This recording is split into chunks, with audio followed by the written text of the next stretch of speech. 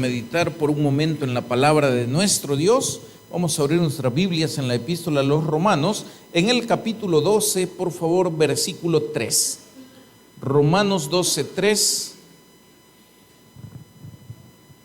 Y hemos titulado la meditación de esta tarde, Vive tu fe. Es necesario vivir la fe. Es necesario que cada día lo vivamos por fe. De hecho, la Biblia dice que el justo por la fe vivirá, ¿verdad? Esta es una expresión que está desde el Antiguo Testamento y que nos reta verdaderamente a vivir una vida diferente a lo que vive el mundo, porque el mundo, ¿qué es lo que dice? El mundo dice que si no te esfuerzas, si no trabajas, no comes. Y Dios dice que los pajaritos ni siembran ni ciegan, pero nuestro Padre Celestial los alimenta, ¿verdad? Entonces hay un reto ahí para que nosotros podamos de alguna manera usar correctamente la fe que nos ha sido dada. Romanos 12, 3, ¿ya lo tenemos, mis hermanos? Muy bien, leemos la palabra de nuestro Dios. Lo hacemos en el nombre del Padre, y del Hijo, y del Espíritu Santo. Dice la Biblia: digo pues, por la gracia que me es dada, a cada cual que está entre vosotros, que no tengáis más alto concepto de sí que el que debe tener, sino que piense de sí con cordura, conforme a la medida de fe que Dios repartió a cada uno. Oramos. Padre, gracias te damos, mi Dios, por este momento que nos permites meditar en tu palabra. Te suplico, mi Dios, que nos guíes durante esta reflexión y que sea tu Espíritu Santo quien nos conduzca a toda verdad. Ayúdanos para que esta palabra sea de provecho para cada uno de los que hoy estamos reunidos en este lugar y para los que posteriormente escuchen este mensaje. De igual manera, Señor, sea de bendición y ayuda para fortaleza de la fe. En el nombre de Jesús te lo hemos pedido. Amén y amén. Pueden sentarse, mis hermanos. No sé si usted alguna vez ha escuchado a algunas personas que dicen: mire, yo quisiera tener la fe que tiene fulano. Esa persona, dicen a veces, sí, de verdad tiene fe, ¿verdad? Pero la Biblia nos enseña a nosotros que la fe que ya Dios nos ha dado a cada uno de nosotros es suficiente para las cosas que usted y yo necesitamos hacer. En alguna ocasión, tal vez usted recuerda, los discípulos del Señor se acercaron y le dijeron a Jesús: Señor, aumentanos la fe. La respuesta de Jesús es bastante curiosa, porque no les dijo: sí, les voy a aumentar la fe, ni les dijo otra cosa. Lo único que les dijo es que si tuvieran fe como un grano de mostaza, nada les sería imposible. Entonces, no les dijo: sí, les voy a aumentar la fe. En otras palabras, lo que les está diciendo es: no importa el tamaño ni la cantidad de fe que tú crees que tienes, si puedes creer, al que cree todo le es posible. Entonces no es la cantidad, no es el tamaño de la fe, sino lo que nosotros hacemos con la fe que ya nos ha sido dada. Probablemente alguien diga el día de hoy: es que yo tengo muy poca fe. Pero imagínese usted que Jesús compara la fe con un grano de mostaza y dice que si tuviéramos fe como un grano de mostaza, le diríamos a un árbol que se desarraigue, que se arranque de donde está y se tire a otro lado, y el árbol, ¿qué haría? Pues lo que le acabamos de ordenar. O si le dijéramos a la montaña que se mueva, la montaña, ¿qué haría? También se movería. Pero muchas veces nosotros usamos como pretexto o como excusa el hecho de decir: mire, es que mi fe es muy chiquita, es que yo quisiera tener fe como la tiene fulano. ¿Cuántas personas de alguna forma envidian, digamos así, o admiran quizás la fe que tenían algunos antiguos, como el caso del profeta Elías? Tal vez ustedes se acuerdan de él, ¿verdad? Elías oró, dice la alabanza, y fuego cayó, y nosotros decimos: mire, qué terrible la fe que tenía Elías, ¿verdad? Porque él oraba y dejaba de llover, volvía a orar y llovía. Elías oraba y fuego caía del cielo. Elías hacía tantas cosas, pero en realidad no es Elías quien hacía esas cosas. Todas las cosas las hace Dios. Y Elías, ¿qué era lo único que podía hacer, mis hermanos? Vivir su fe. ¿Estamos? Vivir su fe. Ahora yo le pregunto, si usted es capaz de creer, si usted es capaz de convencerse a usted mismo de que Dios hará algo en su vida, ¿qué cree que va a suceder? Ese algo que usted cree se hará realidad en su vida. La Biblia dice que la fe es la certeza de lo que se espera. ¿Qué esperamos de aquí en adelante en nuestra vida, mis hermanos? Yo espero que me vaya bien, no sé usted. Otros dicen, no, es que a mí como siempre me va mal, entonces le va a seguir yendo mal. Es que mire, yo de esta enfermedad me voy a morir. ¿Qué cree que le va a pasar? Lo más probable es que se muera. Amén. Entonces, eso es lo que no debemos hacer, porque la fe no actúa en ese sentido. La fe no actúa cuando nosotros nos hacemos víctima. ¿Estamos? Porque a veces cuando nos hacemos la víctima, ay, es que mire, es que yo, mire lo que me ha pasado, Dios mío, y no sé qué. No, comience a creer que usted se va a levantar. Comience a creer que usted se va a sanar.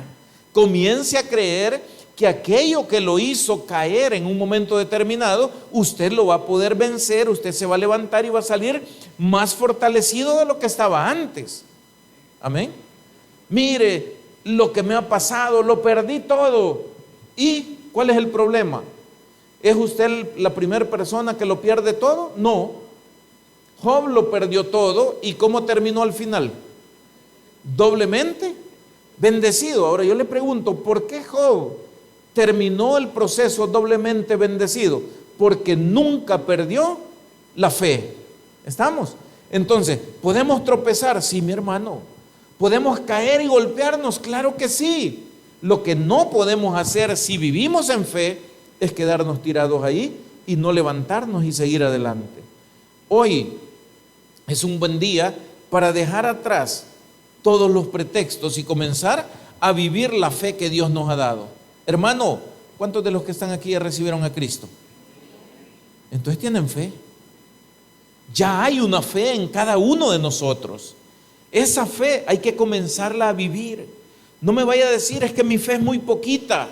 No, ¿qué va a esperar usted? ¿A sentir que usted es Sansón? ¿A sentir que usted es qué? No, la fe que ya tiene ya puede comenzar a dar fruto, ya puede comenzar a dar resultados si la ponemos en práctica. Pero debemos luchar contra la incredulidad. Pero debemos luchar contra los pensamientos negativos que estoy seguro que vienen a nuestra mente. Porque creo que todos sufrimos en algún momento de esos pensamientos negativos, ¿verdad? Donde decimos, no voy a salir de esta. Donde decimos, no lo voy a poder lograr. Donde decimos, es muy difícil, es casi imposible, ¿verdad? Y ese tipo de pensamientos tenemos que tratar de sacarlos de nuestra mente. Porque donde hay dudas, donde hay temor, donde hay incredulidad o donde hay inseguridad, la fe no actúa. ¿Estamos aquí, hermano? Entonces, vivir nuestra fe no es comparar nuestra fe con la fe de otros. No ande pensando, es que aquel sí tiene bastante fe y yo tengo poca fe. Usted ya tiene la fe necesaria, la fe suficiente para que milagros sucedan en su vida si usted logra vencer la incredulidad que muchas veces hay en nosotros. Porque fíjense que a veces decimos, mire, los incrédulos son aquellos que están afuera, los que no han creído, que no vienen a la iglesia. No, pero a veces nosotros también somos incrédulos, hermano. Cuando usted no es capaz de apreciar, de valorar y de ver lo que Dios es capaz de hacer en usted, usted se ha vuelto una persona incrédula.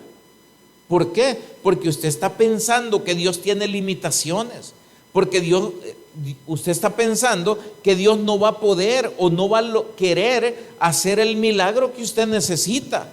¿Y eso qué es, mi hermano? Esa es incredulidad. Entonces, esas cosas debemos apartarlas. ¿Se acuerda usted cuando Dios habla con Abraham? Una de las preguntas y frases que mencionamos a cada momento es esto. Dios preguntó, ¿hay algo difícil para mí? Y la respuesta definitiva, ¿cuál es? Para Dios no hay nada difícil. Si Dios dice, lo que Dios dice, se hace. Amén. O sea, sin ningún problema. La palabra de Dios, y usted lo dice y usted lo repite, la palabra tiene poder. Amén. ¿Cuál poder? Poder transformador. Tiene poder creativo. Tiene poder, para no seguir haciendo la lista, tiene un poder ilimitado. Pero ¿qué necesitamos hacer nosotros? Creerla, porque la fe viene de la palabra de Dios. Algunos no usan la fe porque les falta conocimiento. Es normal, porque si yo no sé que algo es posible, probablemente me cueste mucho creerlo, ¿verdad? Por eso es importante que usted y yo nos alimentemos de la palabra de Dios, que leamos, que veamos qué es lo que Dios es capaz de hacer por cada uno de nosotros.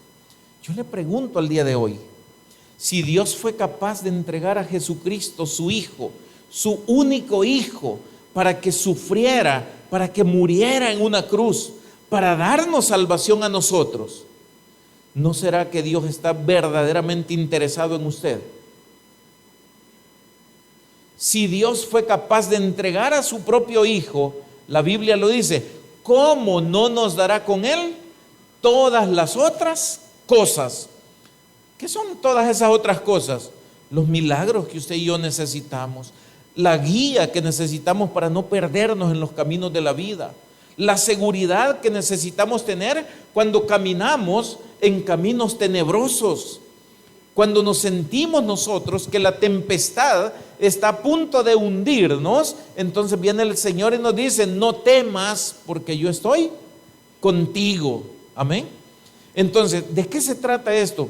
Es que usted, es que yo necesitamos conocer más a nuestro Dios.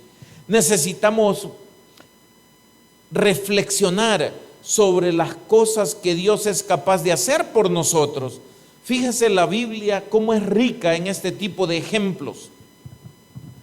Usted ve al pueblo de Israel, un pueblo pequeño, según dice la Biblia. Y Dios mismo le dice, no te escogí porque fueras el más grande. Eres un pueblo pequeño. Pero ¿cuál es el problema? A ese pueblo pequeño, Dios lo toma como su propio pueblo y lo hace un pueblo victorioso de ahí en adelante. Un pueblo pequeño que llega a ser un pueblo muy grande. Un pueblo que es incapaz de hacer muchas cosas, pero que Dios lo convierte en un pueblo vencedor. Ahora yo le pregunto, ¿y con nosotros no podrá Dios hacer lo mismo que hizo con Israel? ¿No podrá cubrirnos como cubrió al pueblo de Israel cuando atravesaban el desierto? Tal vez no literalmente va a poner Dios la nube, ¿verdad? Tal vez no va a poner la columna de fuego literalmente Dios, pero le quiero decir que Dios está con nosotros todos los días, que Él cuida nuestros pasos, que Él pelea nuestras batallas, que Él está de nuestro lado. Pero ¿qué es lo que sucede? Nuestra fe muchas veces no nos alcanza para lograr creer esto que le voy a decir ahorita, que somos especiales ante los ojos de Dios. ¿Estamos aquí? Ay, pero yo, ¿por qué voy a ser especial si yo bien feo soy? Eso es por su poca fe. Amén. Comience a decirse, yo soy bonito, ¿verdad? Mejor guapo, porque bonito se oye bien feo, pero bueno. Entonces, comience usted a declarar cosas positivas en su vida. Amén. Pero a veces, ¿qué es lo que declaramos? Declaramos nuestra incredulidad. Declaramos las dificultades que tenemos para creer. Y eso es lo que no debemos hacer. Amén. Fíjense que el versículo que acabamos de leer tiene algunas características bien importantes, y yo sé que hoy no es estudio bíblico, pero las vamos a ver para que usted tenga una idea de qué está hablando esta parte de la Biblia. Está hablando acá de que hay una medida de fe. Pero si leemos el contexto de esto, es decir, los versículos anteriores, nos vamos a dar cuenta de lo siguiente. Lo vamos a leer para que usted se ubique. Romanos 12:1 dice así: así que, hermanos, os ruego por las misericordias de Dios que presentéis vuestros cuerpos en sacrificio vivo, santo, agradable a Dios, que es vuestro culto racional. ¿De qué está hablando ahí, mi hermano? Esto lo vamos a resumir y le vamos a decir: Dios quiere una entrega total. Amén. Que presentéis vuestros cuerpos en sacrificio vivo, santo, que es vuestro culto racional. Entrégate a Dios de manera total. No deje pedazos adentro y pedazos afuera. Fíjense que yo, unas cosas en la iglesia, pero allá afuera otras cosas. No, seamos completamente de Dios. Eso es lo que está diciendo esto. En nuestra mente, en nuestro cuerpo, todo tiene que ser para Dios. Dice el versículo 2: no os conforméis, esto si quiere póngale usted, no se adapte, no os conforméis a este siglo, sino transformaos por medio de la renovación de vuestro entendimiento. ¿Qué quiere Dios que renovemos, mis hermanos? Nuestra manera de pensar. ¿Cómo razonamos nosotros? ¿Razonamos terrenalmente? ¿Razonamos carnalmente? ¿O discernimos espiritualmente? ¿Estamos aquí? Deberíamos discernir. Discernir es explicar o entender, ¿verdad? Entender espiritualmente.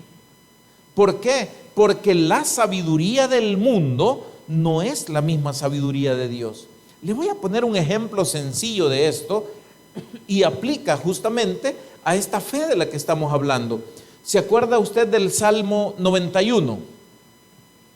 Hay un versículo, no me acuerdo cuál es el número del versículo, que dice: caerán a tu lado 1000 y al otro lado 10,000, pero a ti no llegará mortandad. Ahora le pregunto yo, si usted ve, sumemos antes de esto, sumemos 1000 más 10,000 son 11,000, ¿verdad?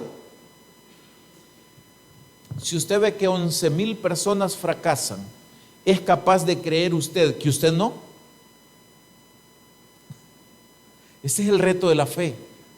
Ahí me lo está diciendo la Biblia. A un lado van a caer 1000, al otro lado 10,000. Pero yo, ¿cómo voy a quedar? ¿Por qué yo voy a quedar parado, hermano? Porque yo habito bajo la sombra del Omnipotente. ¿Estamos? Entonces, aquí es donde está la situación. La fe a mí me hace diferente a lo que el mundo comúnmente entiende. Porque en el mundo podemos irnos a la ciencia si quiere y decimos: estadísticamente es imposible que si a 10,000 o a 11,000 les pasó algo y tú estás en medio, que a ti no te pase nada. Amén. Ese es el mundo, esa es la sabiduría de la ciencia, si usted quiere, terrenal. Pero ¿qué dice Dios? Tú puedes ser la excepción si puedes creer. Amén. No, si mire, si todos los que les ha pasado eso fracasan, todos los que tal cosa ya no se vuelven a levantar. Sí, puede ser en el mundo, pero usted y yo ya no somos del mundo. Y por eso se titula esto: viva su fe. No, pero no conforme al mundo. Viva su fe con discernimiento espiritual. Transforme su manera de pensar. El mundo dice no puedes, el mundo dice es imposible, el mundo dice no vales nada, el mundo dice que si a todos les pasó algo, a ti también te va a pasar. Amén. ¿Y qué dice la fe? La fe dice que entre 11,000 usted puede quedar parado. ¿Estamos aquí? Entonces, esto es vivir nuestra fe, pero esto significa que el discernimiento, o sea, la manera de entender, ya no debe ser conforme al mundo. ¿Cómo debe ser, hermano? Conforme a la palabra de Dios. ¿Quién es el que está conmigo? ¿Quién es el que va conmigo? ¿Quién es el que cuida mis pasos? ¿De quién depende mi vida? Ahora lo extendemos.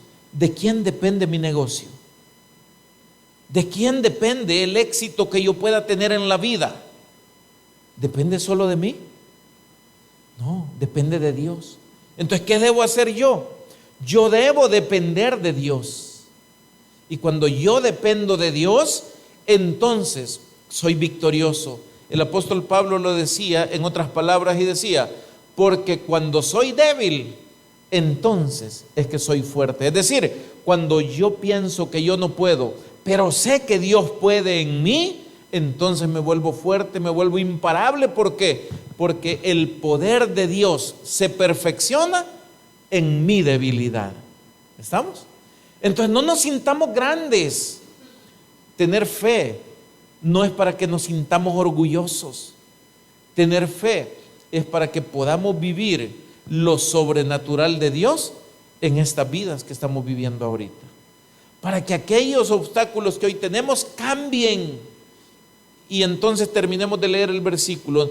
No os conforméis a este siglo, sino transformaos, dice ahí, ¿verdad?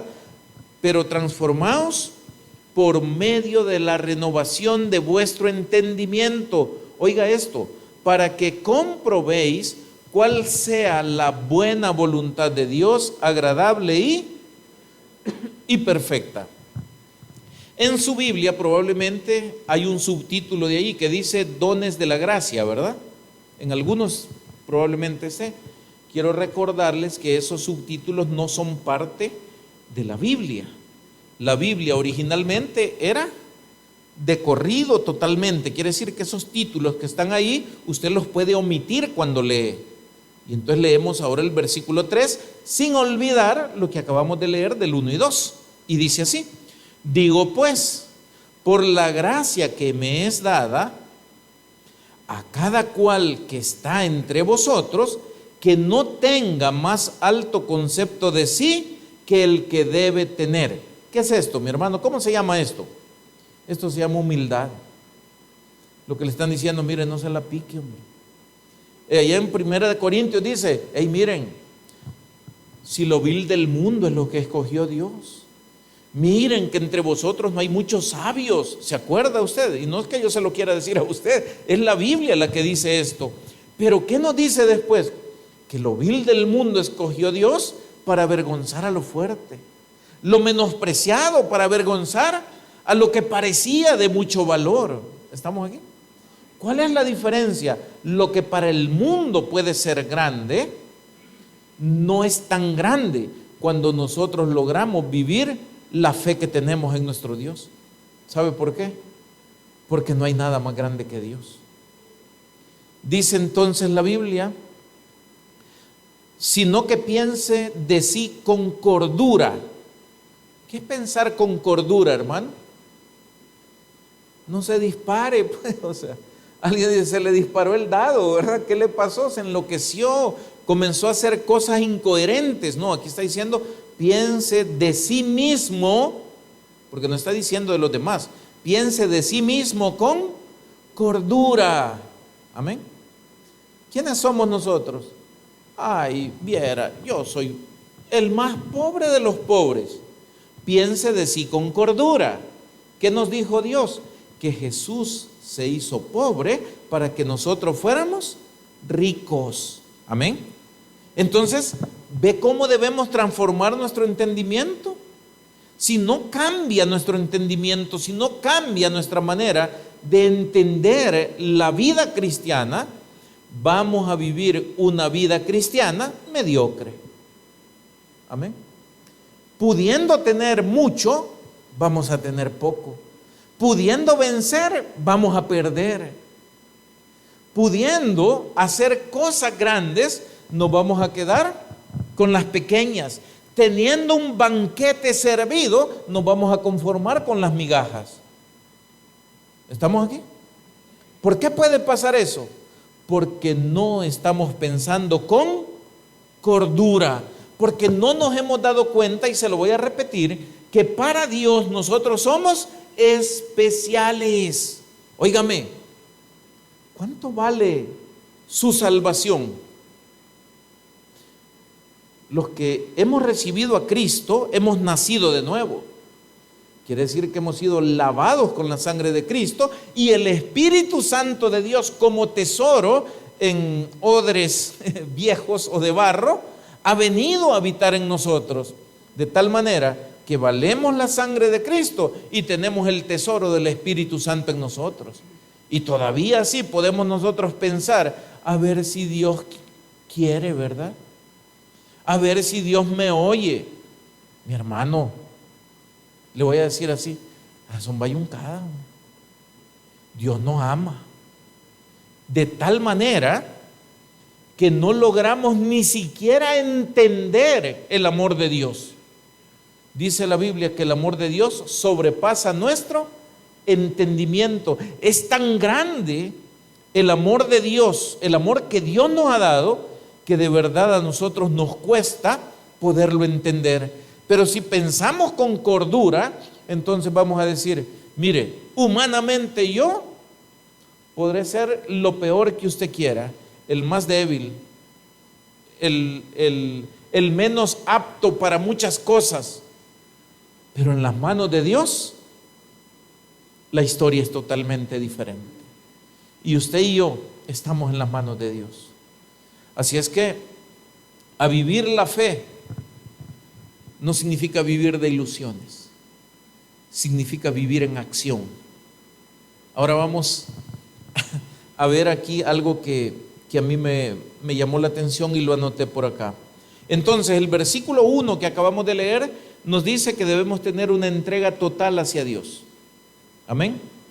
El versículo 2, que hay que vivir con discernimiento espiritual. Y el número 3, que debemos vivir con humildad, con identidad y tratar de funcionar correctamente dentro del cuerpo de Cristo. Humildad e identidad, eso es lo que hemos estado hablando ahorita, ¿verdad? De tal manera, mis hermanos, que la fe o la medida de fe de la que estamos hablando no se relaciona con cuánta fe tenemos. ¿Sabe con qué se relaciona? Con todos estos versículos que acabamos de leer, con la manera en cómo nosotros pensamos, con la manera en cómo nosotros juzgamos las cosas que suceden en la vida y cómo juzgamos nuestra propia vida. Pero también tiene que ver con la forma en que nosotros actuamos. ¿Por qué se llega a esa conclusión? Porque dice la Biblia que la fe sin obras es muerta. ¿Qué significa? Que la manera en que nosotros pensamos, juzgamos, se va a manifestar en la manera en que nosotros actuamos. Tiene fe, se va a notar, se va a ver la fe, porque la verdadera fe va a producir acciones. ¿Cómo sabemos si nuestro entendimiento ha cambiado, hermano? Las cosas siguen teniendo el mismo valor antes de venir a Cristo o ahora que ha venido usted a Cristo, o ha cambiado el orden de prioridades en algunas cosas. Les pongo un ejemplo sencillo. ¿Qué valía más antes de venir a Cristo? ¿Una fiesta, un partido de fútbol o un culto? Valía más la fiesta. Y usted me dirá, no, no puede ser. ¿Cómo no? Porque usted iba a la fiesta, pero no venía al culto. Amén. Entonces, ¿y ahora? No, ahora vale más el culto. Por eso estamos aquí. No estamos en la fiesta ni en el partido. Estamos en el culto, porque ahora vale más que aquello para nosotros. ¿Qué nos indica esto? Un cambio. Quiere decir que ha habido una transformación en nuestra mente. Amén. ¿Qué valía más antes de venir a Cristo? ¿La venganza o el perdón? ¿Qué vale más ahora que hemos venido a Cristo? Cambiemos de tema. Sí, pues sí, por vuestra poca fe. Porque se necesita fe para perdonar. ¿Sabían eso? Se necesita fe para poder hacer esto. Pero bueno, dejemos eso ahí. Entonces, quedamos en una cosa sencilla. La medida de fe no tiene que ver con el tamaño de la fe, sino con la manera en que nosotros utilizamos la fe que ya nos ha sido dada. Esa fe ha sido suficiente para que usted y yo seamos salvos, porque por esa fe recibimos a Jesús como Señor y Salvador de nuestras vidas. Amén. Por esa fe servimos en el ministerio, servimos en la iglesia. Por esa fe que ya nos ha sido dada, estamos hablando de la que ya tenemos. Por esa fe que ya nos ha sido dada, oramos. ¿Cuántos dicen amén? ¿Cuántos oran aquí? No, pero de verdad. Ok, por esa fe oramos. ¿Cuántas cosas he mencionado que hacemos por esa fe? ¿Por qué usted lee la Biblia, hermano? Por fe y para fe, como dice la Biblia, ¿verdad? Si no tuviéramos fe en que la Biblia es palabra de Dios, tal vez la leeríamos, pero tal vez no la creeríamos. Y yo creo, ¿verdad? Pienso más bien que leemos la Biblia porque creemos que es palabra de Dios. Amén. Y si la Biblia es palabra de Dios y produce fe en nosotros, deberíamos nosotros vivir conforme a esas instrucciones que están en la Biblia, hacer nuestras las promesas que están en la Biblia, aprender de los ejemplos que hemos logrado encontrar en la Biblia para saber que Dios no hace acepción de personas y que así como Dios hizo maravillas antiguamente, también las puede hacer con aquellos que hoy pueden creer, de tal manera que la fe mantiene vigente la puerta de los milagros. ¿Sabe por qué? Porque si no hay fe, no hay milagros. ¿En qué lugar dice la Biblia que Jesús hizo menos milagros cuando él andaba caminando sobre la tierra? ¿Alguno de ustedes se acuerda? ¿De qué lugar era Jesús? ¿Y a dónde fue que pudo hacer menos milagros? ¿Por qué cree usted que pasó eso? Porque no le creían. Porque ellos decían, ¿y este que no es el hijo del carpintero? ¿Que no es el hijo de María? O sea, no decían es el Señor. No decían es el Mesías.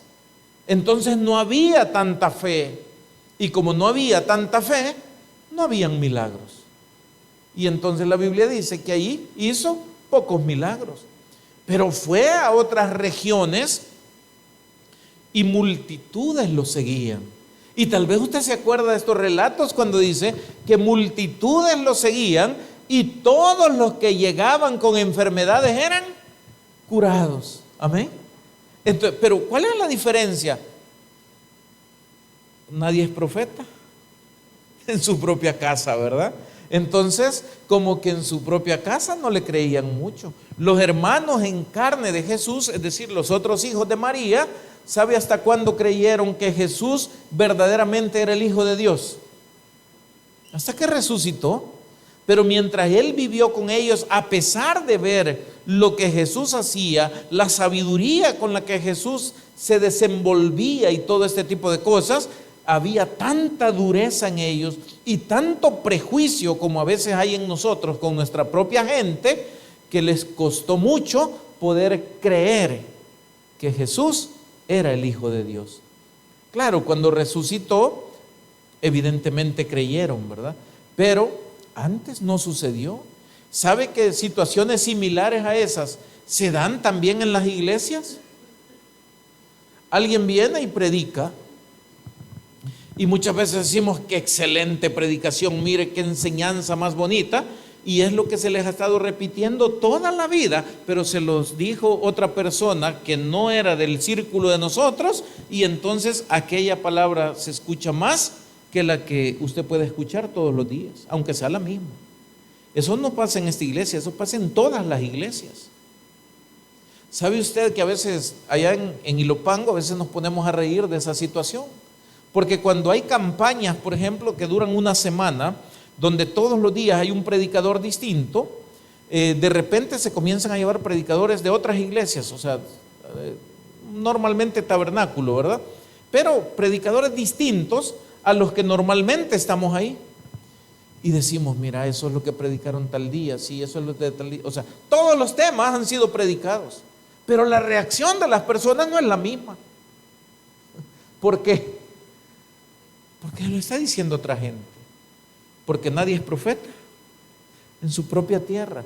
Pero eso también es parte de aquí, mi hermano. ¿Estamos? Padres que están aquí, ¿se dejarían ustedes aconsejar de sus hijos? ¿Y por qué tanto silencio? Ah, no, si el que sabe soy yo. ¿Ah? Yo tengo 1000 años de experiencia. Vos no sabés, bicho, por dónde yo he pasado. Pero hay cosas que nuestros hijos las conocen mejor que nosotros el día de hoy. Amén. Le dijo su hijo, mire, es de este y de este modo. No lo oyó. Vino otro de otro lado y le dijo, y usted dice que aquel es la 8ª maravilla del mundo porque le aconsejó aquello. Ya se lo habían dicho. Pero nuestros prejuicios a veces son tan grandes que limitan nuestro aprendizaje. Amén. Entonces, ¿qué necesitamos hacer? Una sola cosa: viva su fe. No se ande comparando con nadie. No ande esperando sentirse con una fe enorme para comenzar a actuar. Comience con la fe que ahorita tiene y luego desarrolle toda la fe que usted pueda desarrollar, pero no se quede sin actuar. Amén. Si usted tiene fe, no habrá día de su vida que usted no ore a Dios. ¿Sabe por qué? Porque usted sabrá que cada oración hecha con fe produce un resultado de parte de Dios. Si usted sabe que la Biblia, que la palabra de Dios fortalece su fe y está viendo resultados, usted va a tener deseo, sed de leer más de la Biblia y aprender más de ella. ¿Por qué? Porque mi fe se está fortaleciendo, y mientras más conocimiento y más fe yo pueda tener, mejores resultados de parte de Dios yo voy a poder también obtener. ¿Estamos? Cuando usted comience a creer en todo lo que dice la Biblia, su vida va a cambiar. Amén. Esto es el último mensaje que le voy a dejar. No escoja partes de la Biblia para creer y otras para desechar. ¿Estamos aquí? Porque hay partes de la Biblia que no nos gustan y hay otras que nos fascinan escucharlas, ¿verdad? Le quiero decir que las que no nos gustan tienen el mismo valor dentro de la Biblia que las que nos fascinan. No escoja, porque aquellas cosas que nos confrontan, que nos hacen sentir mal muchas veces porque nos hacen ver realidades de nuestra propia vida o de nuestras propias fallas, son las que nos ayudan a cambiar, a renovar nuestra mente y a caminar por donde Dios quiere para su propia bendición. Así es que, mis hermanos, viva su fe, no se compare con nadie, ore, lea la Biblia, sirva, congréguese, busque a Dios, como lo dice la Biblia, como aquel siervo que tiene sed y que está en el desierto. Démosle al Señor un fuerte aplauso. Vamos a orar.